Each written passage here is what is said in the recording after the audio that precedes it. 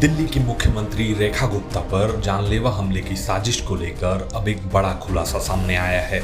ये खुलासा दिल्ली पुलिस की गिरफ्त में आए आरोपी हमलावर ने खुद किया है। दिल्ली पुलिस के सूत्रों के मुताबिक आरोपी हमलावर ने सीएम रेखा गुप्ता पर हमले की वजह भी बताई है और ये भी बताया है कि उसने कैसे इस हमले की साजिश को अंजाम दिया। इस मामले में आरोपी राजेश को डॉग लवर बताया जा रहा है और कहा जा रहा है कि इसकी वजह से ही उसने सीएम रेखा गुप्ता पर हमला बोला। दिल्ली पुलिस के सूत्रों के मुताबिक आरोपी राजेश ने बताया है कि वह शिव मंदिर बनाकर पूजा करता है। सुप्रीम कोर्ट के आदेश के बाद आरोपी को शिवलिंग में भगवान शिव के भैरव स्वरूप के दर्शन हुए।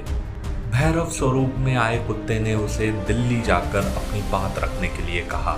इसके बाद राजेश सोमवार को अपने घर से उज्जैन पहुंचा। इसके बाद राजेश बिना टिकट के ट्रेन से नई दिल्ली रेलवे स्टेशन पहुंचा। नई दिल्ली रेलवे स्टेशन पर राजेश खिमजी ने किसी शख्स से सीएम रेखा गुप्ता के घर का पता पूछा। फिर मेट्रो के जरिए सीएम रेखा गुप्ता के निजी आवास पर जाने के लिए निकला, लेकिन वो गलत मेट्रो स्टेशन पर उतर गया। इसके बाद आरोपी राहगीरों से पता पूछकर मुख्यमंत्री के निजी आवास पर रिक्शे के जरिए पहुंचा। आरोपी ने सीएम से कुत्तों को दिल्ली से बाहर न करने की अपील की।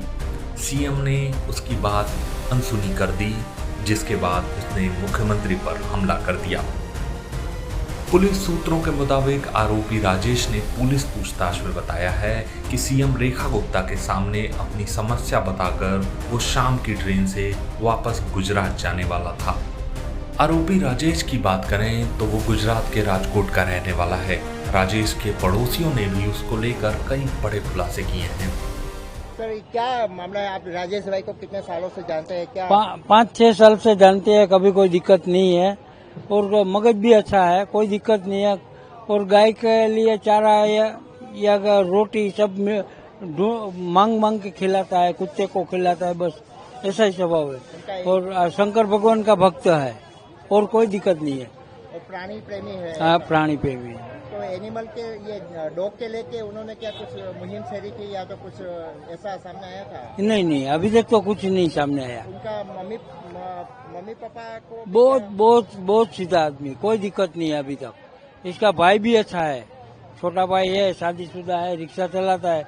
आज तक किसी के सामने कोई बोला नहीं है, कभी झगड़ा कुछ भी नहीं है, ऐसा आदमी। नाम क्या है आपका? मेरा नाम है सूरज भाई। आप क्या पड़ोसी है? हाँ, ये मेरा मकान है। क्या मान रहे हैं आज एक सीएम के ऊपर उन्होंने एक हमला करने की बात सामने आई है? अबे वो तो हमें पता नहीं, पर उसका स्वभाव तो अच्छा है, वो पशु प्रेमी है। वो पशु के लिए वहाँ गए हैं दिल्ली, क्यों गए हैं वो तो हमें पता नहीं। हाँ, वो उसने खोड़ल धाम में भी या कागवड़ है ना, वहाँ पे भी नरेश भाई पटेल के साथ 2-3 साल पहले उपवास किया था और नरेश भाई पटेल ने छुड़वाया था और बोला था कि पशु की हॉस्पिटल बनाएंगे। केवड़ावाड़ी में उसने मंदिर बनाया है, वहाँ भी गायों की, कुत्तों की बहुत सेवा करते हैं। ये हमला किया, आपको थोड़ा आश्चर्य हुआ क्या? आश्चर्य तो होगा ना, उसका स्वभाव तो ऐसा नहीं है। हाँ, और वो दिल्ली गए वो तो हमें पता नहीं, पर आप कह रहे हैं इसीलिए। उसका स्वभाव तो ऐसा नहीं है, पर हमें क्या पता। माता पिता के साथ भी आपकी बात चलती है क्या? वो तो बहुत अच्छे लोग हैं, उसके माता पिता पत्नी बहुत अच्छे लोग हैं। उसकी पत्नी है, पर वो अहमदाबाद उसकी बहन के घर गई है, 1-1:30 बजे आएगी। आपका नाम क्या है? मेरा नाम हर्षाबेन है। इस बीच सीएम रेखा गुप्ता की हालत बेहतर है। सीएम को देखने पहुंचे मंत्री कपिल मिश्रा ने उनकी हालत के बारे में बताया है। मुख्यमंत्री जी से मैं मिला हूं और सभी लोग भी आ रहे हैं उनसे मिलने के लिए। मुख्यमंत्री जी का मनोबल बहुत मजबूत है और सारी दिल्ली से उनके पास संदेश आ रहे हैं, कॉल आ रहे हैं, देश भर से कॉल और संदेश आ रहे हैं जो उनके प्रति लोग चिंतित हैं। और मुख्यमंत्री महोदया तो तुरंत ही मीटिंग और काम में लग जाना चाहती हैं, लेकिन डॉक्टर्स ने और सब लोगों ने ये बोला है कि थोड़ा स्वास्थ्य को देखना चाहिए। अभी एमएलसी की रिपोर्ट के डिटेल भी आने वाले हैं और डेफिनेटली हमला बहुत ही भयानक नीयत के साथ किया गया, पेशेवर तरीके से हमला किया गया और उसका एक शौक हम सबको है, मुख्यमंत्री जी को भी है। पर मैं ये कहना चाहता हूँ कि इस हमले से उनका मनोबल और मजबूत हुआ है और दिल्ली की सेवा और जनसुनवाई करने का उनका जो संकल्प है वो और भी ज़्यादा प्रतिबद्धता के साथ वो करेंगी, ऐसा उन्होंने एक आधिकारिक बयान भी दिया है। हिस्ट्री शीटर रहे हैं वो, मैम के लिए ये बहुत बड़ा जोखिम था।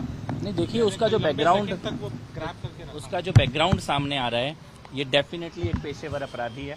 बहुत सारे केसेस पहले से लगे हुए हैं, प्लान करके घर की रेकी की गई है और मुख्यमंत्री जी के कार्यालय की रेकी भी की गई है, उसके वीडियोस उसके पास हैं।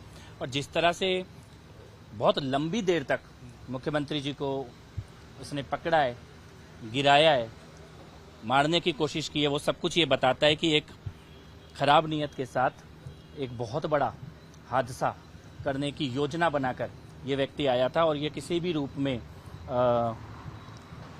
कोई अनजान व्यक्ति नहीं है, ये पेशेवर है और प्लान तरीके से आया था। बाकी दिल्ली पुलिस पूरी जांच कर ही रही है। डेफिनेटली लाइफ थ्रेटनिंग था। जो लोग वहाँ मौजूद हैं वो ये बात बता रहे हैं कि जिस प्रकार का हमला था वो जानलेवा हमले की नीयत से किया हुआ कार्य डेफिनेटली। और हम सब लोग सुरक्षा को लेकर तो चिंतित हैं ही, क्योंकि वो तो बिना सुरक्षा की जनता से रोज मिलती हैं, किसी भी सुरक्षा कर्मी को सामने आने ही नहीं देती हैं, लगातार कोई भी एक टेबल तक बीच में नहीं रखती जब जनता से मिल रही होती है मुख्यमंत्री महोदया। लेकिन जो भी है वो बहुत दुखद है और दिल्ली पुलिस की रिपोर्ट का वेट कर रहे हैं। चलती रहेंगी, डेफिनेटली चलती रहेंगी, ऐसा मुख्यमंत्री जी ने संकल्प लिया है। फोटो जो है वो गोपाल इटालिया जो आम आदमी पार्टी के नेता हैं उनके साथ सोशल मीडिया पर शेयर किया गया हरीश खुराना। नहीं देखिए, मैं आज का दिन राजनीति का दिन नहीं है, दिल्ली पुलिस जांच करेगी, सब सामने आ जाएगा। और मुझे लगता है कि ये सभी राजनीतिक दल राजनीति से ऊपर उठकर इस हमले की निंदा कर रहे हैं और ये निंदनीय कृत्य है, शर्मनाक कृत्य है और दिल्ली के इतिहास में ऐसा दृश्य पहले कभी नहीं देखा गया।